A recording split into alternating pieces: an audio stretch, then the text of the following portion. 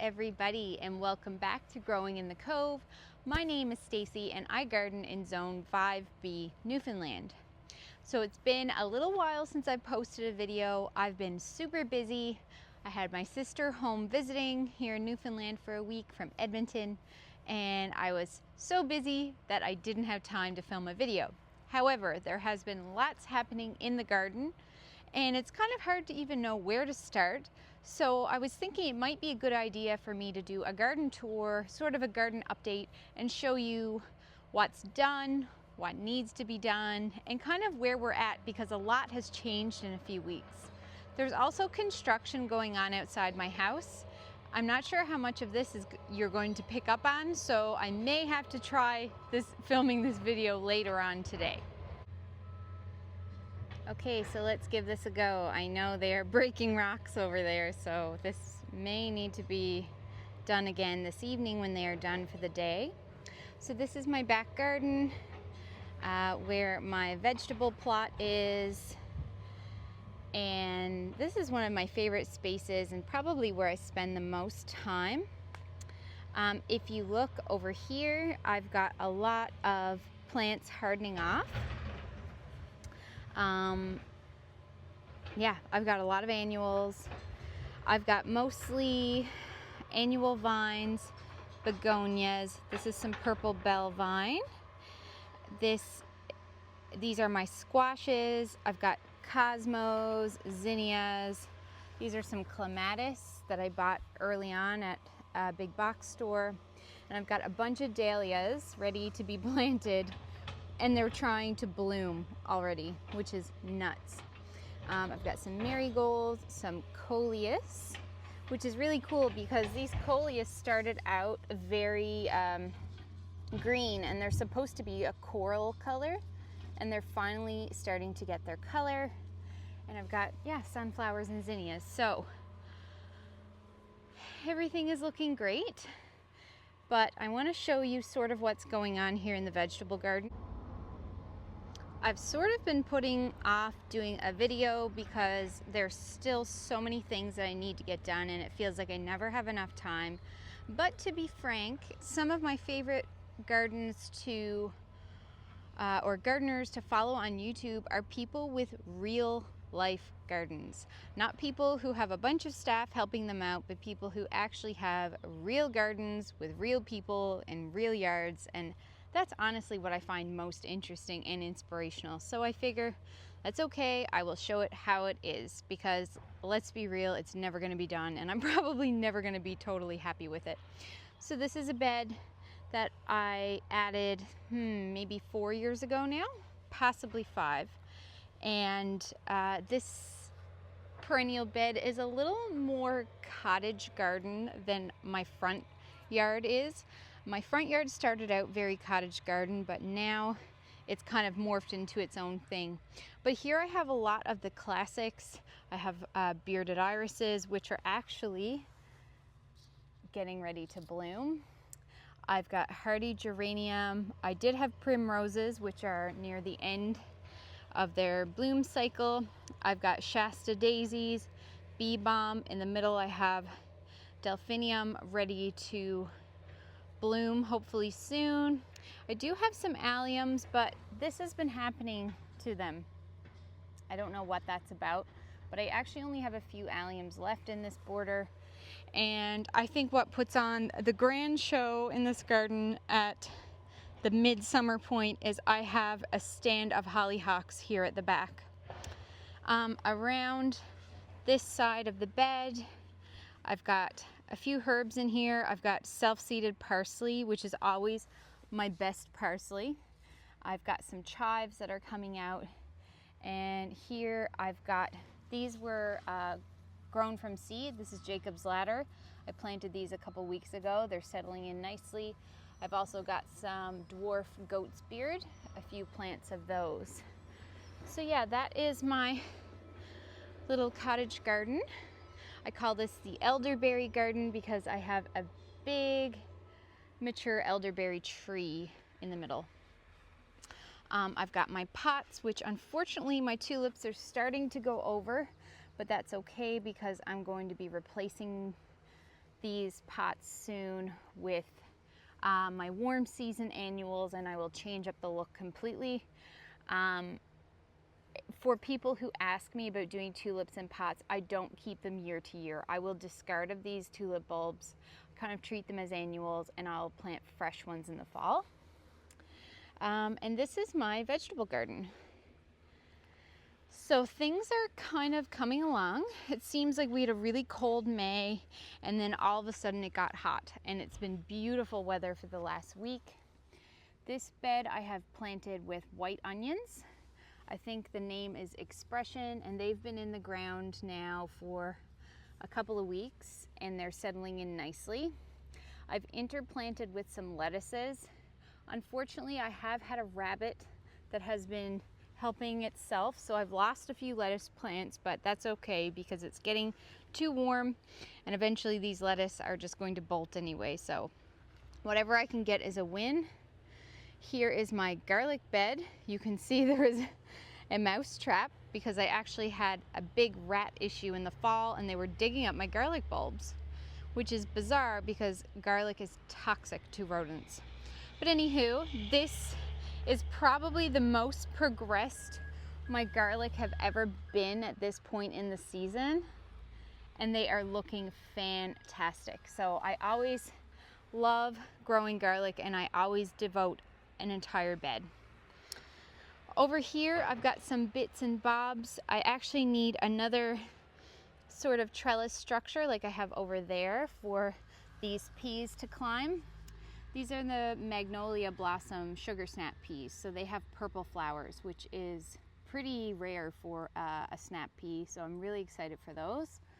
I've got my parsnips are coming up, and they're looking great. Unfortunately, I have a few spaces where they did not germinate, and I don't have any more parsnip seeds, so I have to try to track down a few more because it does bother me to have holes in the garden. I have a few rows of red onions.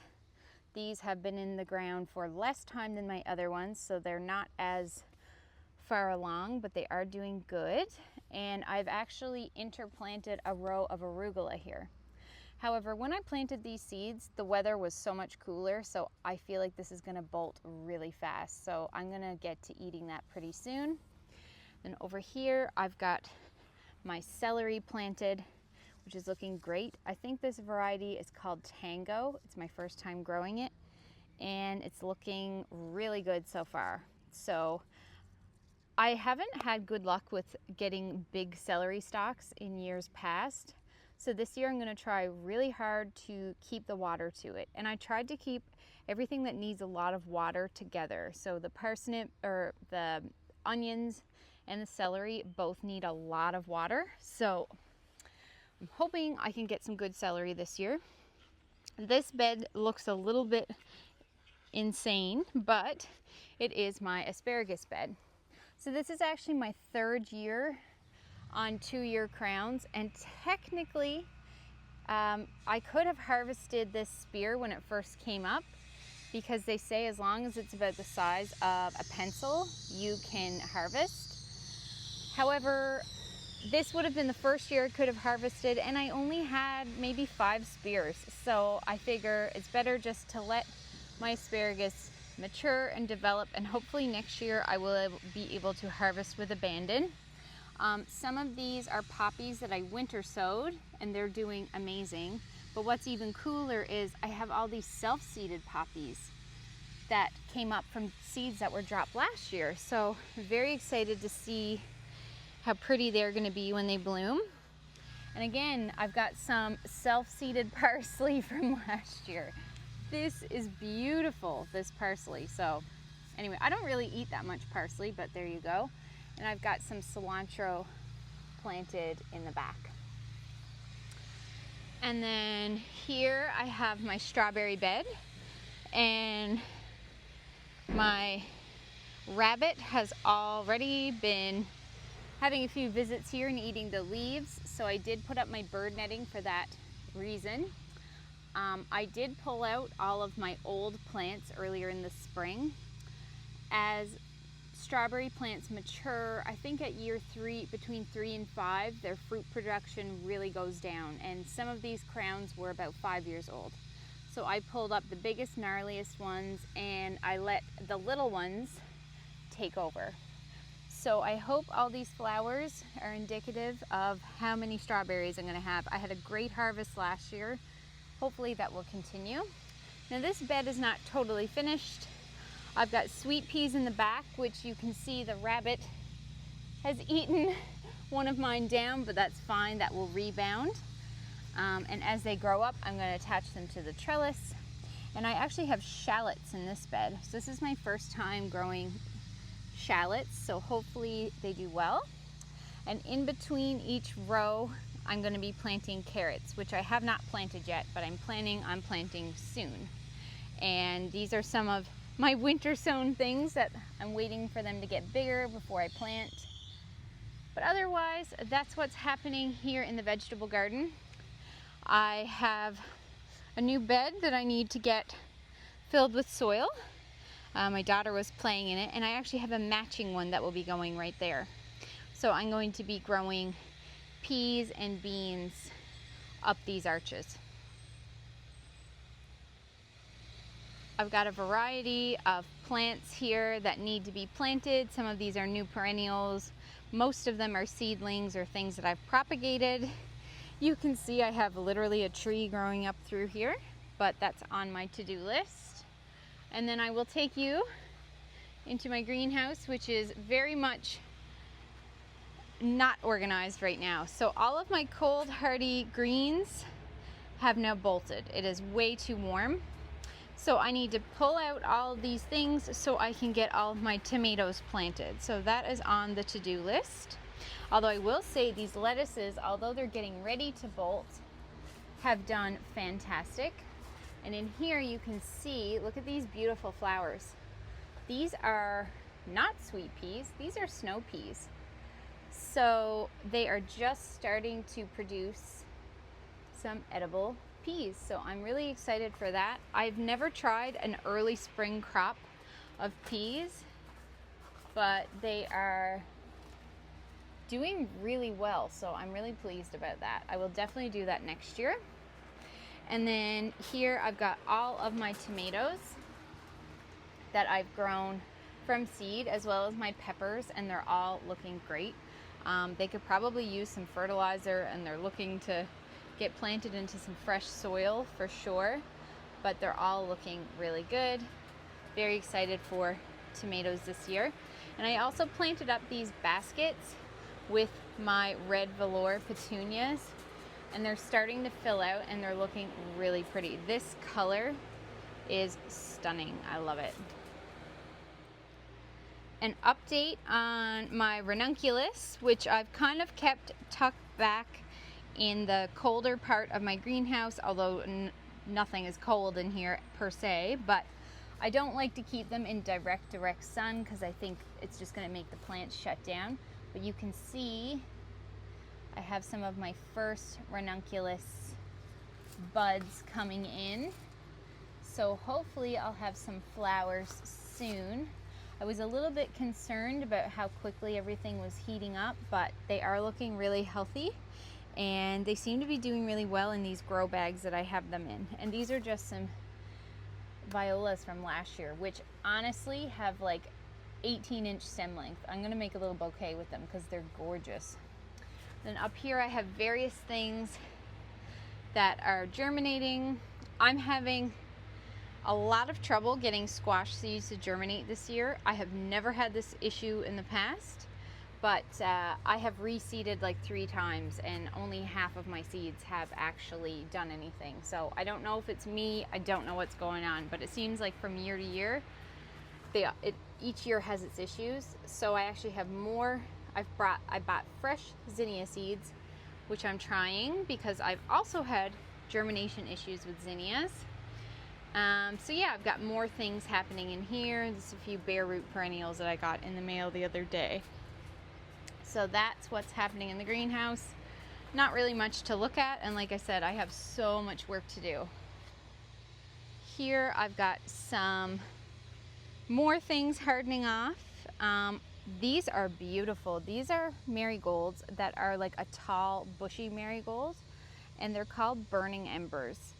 And what I love about them is that they kind of have, it's hard to see in this light, but they have like a bluey green foliage, and then these beautiful red single flowers.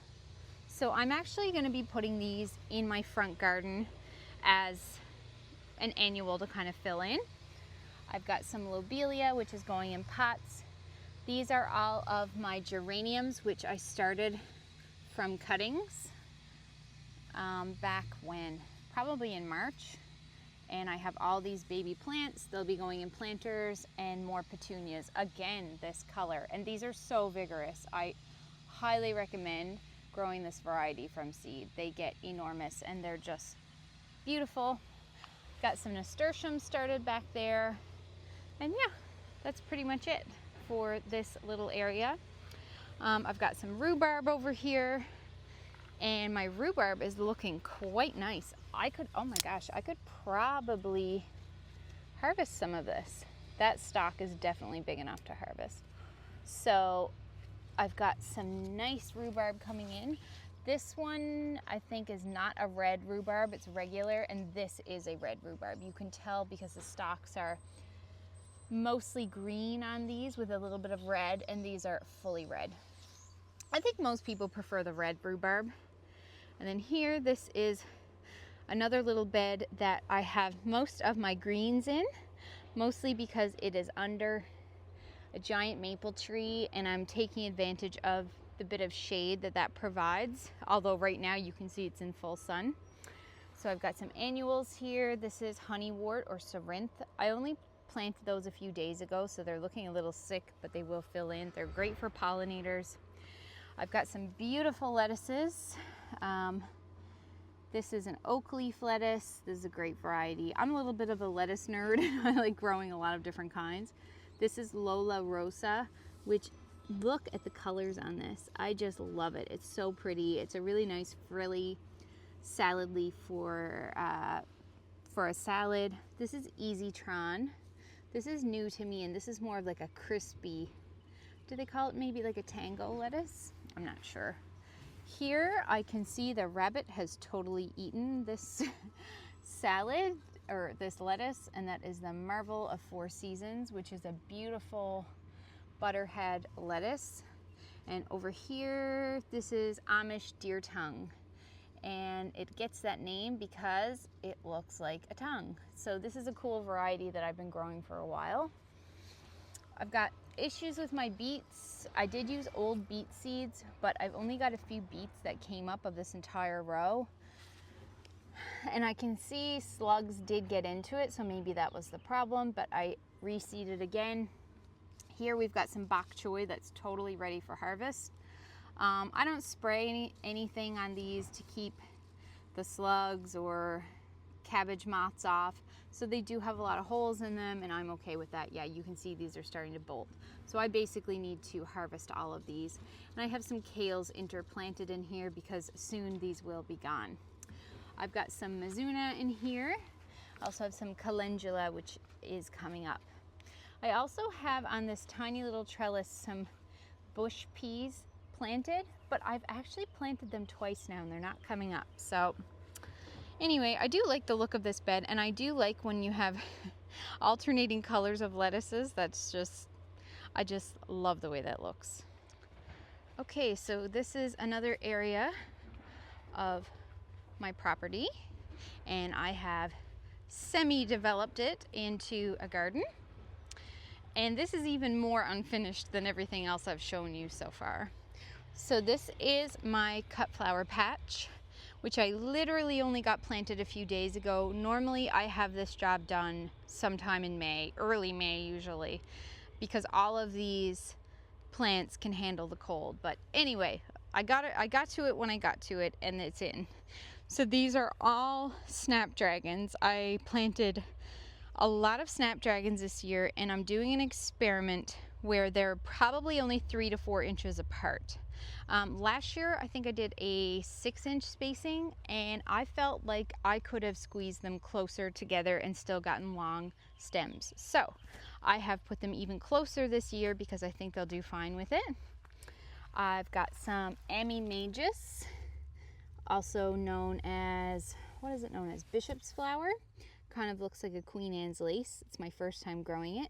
Love the look of the leaves. Over here is my Lysianthus, which has given me a lot of grief. They are so hard to grow, and honestly, I don't think I will be growing them next year. I don't think they're worth the effort for me.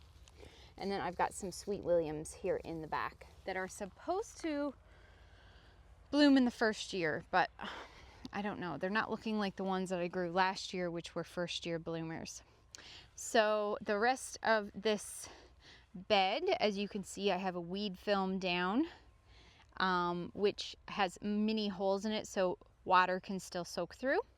So I'm going to be doing a row of warm season annuals here. So my zinnias, sunflowers will go there.